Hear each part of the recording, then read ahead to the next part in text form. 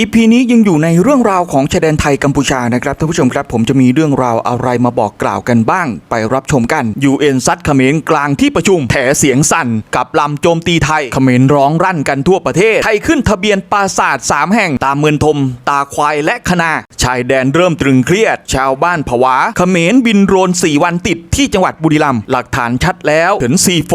เป็นบอสใหญ่เขมรคุมกระเป๋าเงินสแกมเมอร์ก่อนโอนเข้าคริปโตเคอเรนซีมาเข้าประเด็นกันเลยท่านผู้ชมครับเริ่มจากข่าวคราวนี้ท่านผู้ชมเนี่ยฮะฟ้ายังมีตาล่าสุดนี้เขมรกำลังจะพบกับความวินาศของจริงท่านผู้ชมครับเพราะว่าตอนนี้องค์กรโลกอย่าง UN จี้เขมรแล้วนะครับหลายชาติก็ตีตัวออกห่างนะครับไม่สนับสนุนนอกจากชาติที่ได้รับผลประโยชน์จากเขมรนะครับตอนนี้เองเนี่ยนะฮะมันได้แต่งตั้งทูตญี่ปุ่นมาดูแลในเรื่องของ MOU 44 แล้วนะครับและรู้ทันแล้วนะครับว่าเขมรเองเนี่ยนะครับชอบเล่นละครตีหน้าเศร้าเล่าความเท็จใส่ร้ายป้ายสีไทยล่าสุดนี้นะครับนายโดอุกวันริกกงสุลใหญ่ของเขมรที่เป็นผู้แทนถาวรประจำสหประชาชาติเพื่อเข้าร่วมประชุมทบทวนการย้ายถิ่นฐานระหว่างประเทศครั้งที่2ซึ่งจัดขึ้นอยู่ณสำนักงานใหญ่สหประชาชาติณนครนิวยอร์กนะครับหลังจากที่เขมรจะต้องตอบคำถาม UN ในกรณีที่ได้ทำการดำเนินการตามข้อตกลงระดับโลกว่าด้วยการโยกย้ายถิ่นฐานที่ปลอดภัยและเป็นระเบียบของประชาชนตามแนวชายแดนท่านผู้ชมครับทางฝั่งของ UN ทราบว่าเขมรยังคงตรึงชาวบ้านไว้ถึง 30,000 คนเอาไว้ตามวัดนะฮะกลางป่าบ้างซึ่งก็กางเต็นท์กันอยู่อย่างนั้นนะฮะตั้งแต่การปะทะกันตอนนี้ยังอยู่เหมือนเดิมท่านผู้ชมครับเพื่อที่จะเรียกร้องเงินบริจาคจากสหประชาชาติส่วนหนึ่งเนี่ยได้ย้ายเข้าไปอยู่หลังคาเขียวแล้วนะครับคือพวกที่มีเงินนะครับจ่ายให้กับทางรัฐได้นะครับส่วนพวกที่ไม่มีอะไรเลยก็อยู่ตามเต็นท์ต่อไปครับแต่อีก 30,000 นี่นะฮะยังไม่มีที่อยู่อาศัยตอนนี้อยู่กันอย่างอดอยากๆนะฮะ UNG ไปที่เขมรเลยครับเขมรเองก็แถนะครับบอกว่าตอนนี้เองเนี่ยนะครับเขมรกำลังใช้กฎหมายปราบปรามอาชญากรรมทางไซเบอร์นะครับเพื่อแก้ปัญหาอาชญากรรมข้ามชาติและขอปฏิเสธความพยายามใดๆที่จะใช้อาชญากรรมทางไซเบอร์เป็นข้ออ้างในการละเมิดหรือรุกรานดินแดน UNเนี่ยจี้เป็นเรื่องของประชาชนที่ถูกทอดทิ้งแต่เขมรแถมาหาไทยแล้วครับว่าเราเองเนี่ยใช้อาชญากรรมไซเบอร์เป็นข้ออ้างในการลุกรานดินแดนเขมรนะฮะ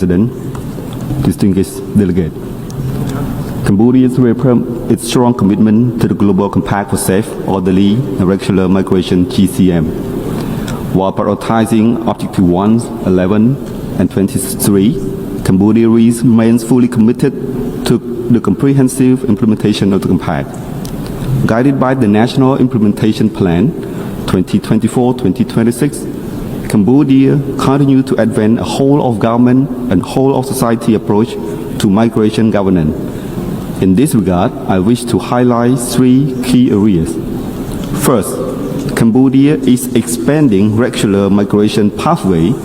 through strengthened bilateral labor agreements, enhanced cooperation with destination countries, and improved labor protections.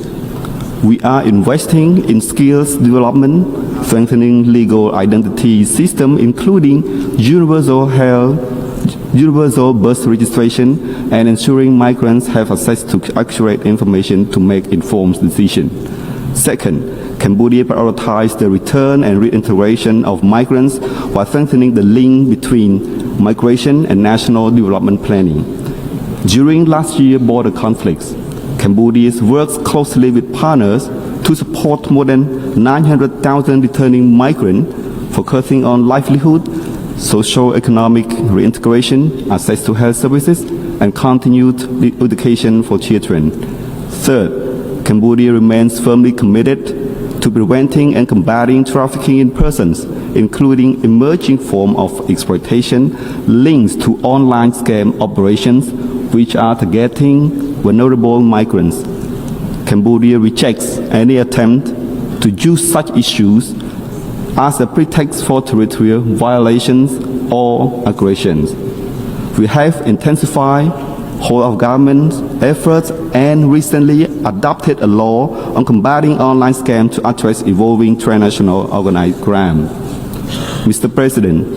Cambodia will continue to strengthen regional and international cooperation, promote victim-centered approaches, and ensure protection and assistance for all survivors, We remain committed to translating the GCM into tangible benefits for migrants and societies. I thank you.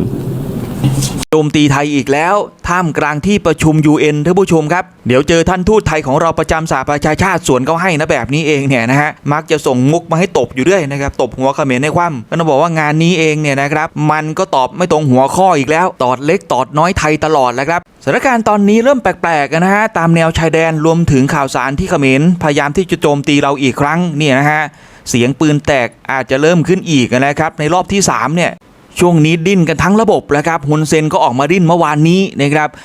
ข้าราชการพวกออกยาเสนาของเขมรดิ้นกันใหญ่ตอนนี้โดยเฉพาะกรมศิลป์ของเขมรท่านผู้ชมครับออกมาดิ้นกันใหญ่ตอนนี้เนี่ยนะครับทางเขมรร้องกันระงมหลังจากที่ไทยของเรานะครับกรมศิลปากรประกาศขึ้นทะเบียนโบราณสถานเพิ่มเติมในช่วงเดือนพฤษภาคมปี 2569ท่านผู้ชมครับซึ่งเน้นไปในกลุ่มปราสาทหินตามแนวชายแดนไทยกัมพูชา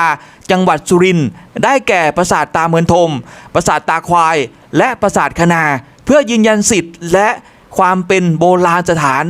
ของชาติร่วมกับโบราณสถานอื่นๆอีก79แห่งท่านผู้ชมครับงานนี้เขมรดิ้นพล่านเอามีดเสียบหัวใจฮุนเซนอีกแล้วนะครับสำหรับกรมศิลปากรไทยของเราท่านผู้ชมครับ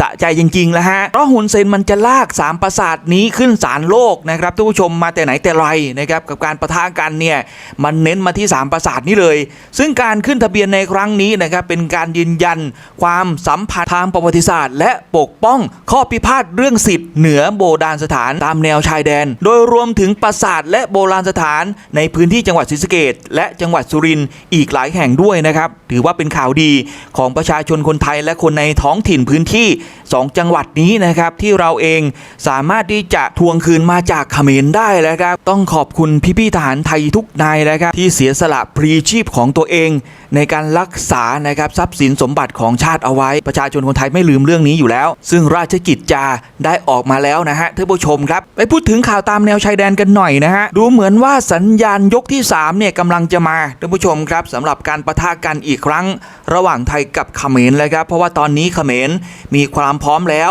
กลับมาห้าวแล้วนะครับและที่สำคัญเองข่าวเริ่มออกจะถี่ขึ้นเขมรเริ่มที่จะใช้มุกเก่าๆเดิมๆก่อนที่จะมีการปะทะกันอีกแล้วนะฮะท่านผู้ชมครับมีการเผชิญหน้ากันระหว่างทหารไทยกับกัมพูชาหลังจากที่เราตามข่าวกันมาไม่ว่าจะเป็นการรุกล้ำเขตแดนเข้ามาจับตัวคนไทยไปท่านผู้ชมครับนะฮะและมีการเข้ามาขัดขวางการตัดถนนของพระไทยซึ่งแน่นอนว่าตอนนี้สถานการณ์เริ่มแปลกๆนะครับท่านผู้ชมครับโดยเฉพาะทางฝั่งของกองทัพภาคที่4จังหวัดตามแนวชายแดนท่านผู้ชมครับตอนนี้ถี่มากๆก็คือบุรีรัมย์กับสุรินทร์และศรีสะเกษทำให้ชาวบ้านเริ่มหวาดระแวงกันอีกครั้งหนึ่งนะครับผวากับเขมรแล้วในตอนนี้นะครับล่าสุดนี้เขมรยังคงยั่วยุไทยไม่หยุดนะครับท่านผู้ชมครับโดยการบินโดรนข้ามแดนมาใน4วันติดแล้วท่านผู้ชมครับในวันที่13พฤษภาคมปี2569ครับชาวบ้านตามแนวชายแดนอำเภอบ้านกรวดจังหวัดบุรีรัมย์นะฮะตรวจพบโดรนเนี่ย4วันติดแล้วนะครับเป็นโดรนของทางฝั่งเขมรนะครับที่เข้ามาสอดส่องอันนี้ก็มาอีกแล้วนะครับเป็นเรื่องที่อันตรายมากนะปัจจุบันเนี่ยมันขู่เราเนี่ยล่าสุดเนี่ยมันบอกว่ามันมีโดรนเป็นหมื่นๆลำที่เป็นโดรนพลีชีพนะครับทำให้ชาวบ้านรู้สึกกังวลบางคนนอนไม่หลับนะครับหลายคนไม่กล้าออกไปทำมาหากินตอนกลางคืนเพราะไม่มั่นใจแล้วนะครับเพราะว่า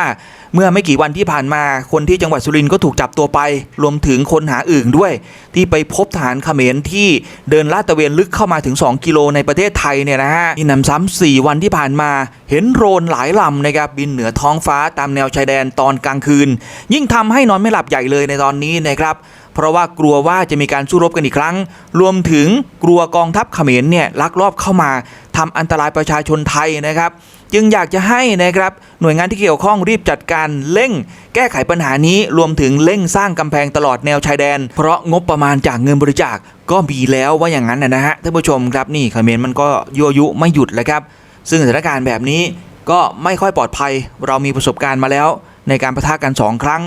คือสำคัญตรงที่มันมีโรนพีชีพนี่แหละทางฝั่งของเขมรเนี่ยแหละฮะท่านผู้ชมกลัวมันจะเล่นทีเผลอก่ออาชญากรรมกับประชาชนไทยของเราเลยสิทีนี้ท่านผู้ชม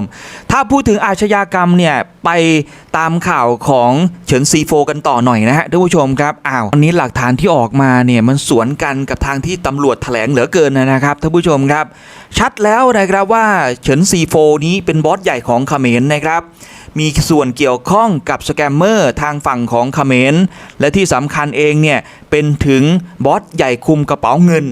ก่อนที่จะโอนเข้าคริปโตเคอเรนซีนะฮะท่านผู้ชมครับอันเนี้ยน่ากลัวและสำหรับทางฝั่งของเฉินซีโฟเนี่ยท่านผู้ชมครับยิ่งขุดยิ่งเจอนะฮะแบบนี้เองเนี่ยจะบอกว่าไม่เป็นภัยต่อประเทศไทยนี่ก็คงจะไม่ใช่แล้วแหละครับเพราะว่ามันอาจจะแว้งกลับมาทำร้ายคนไทยก็ได้ในอนาคตนะครับเพราะว่าดูจากหน้าที่ของเฉินซีโฟเนี่ยนะครับจัดหาอาวุธหนักนี่ฮะแล้วก็ใช้ไทยเนี่ยเป็นฐานสะสมคลังแสงเพื่อที่จะไปจัดการแก๊งนะครับสแกมเมอร์ในกัมพูชานี่มันเข้าขั้นก่ออาชญากรรมในประเทศนะครับโดยใช้ไทยเนี่ยเป็นฐาน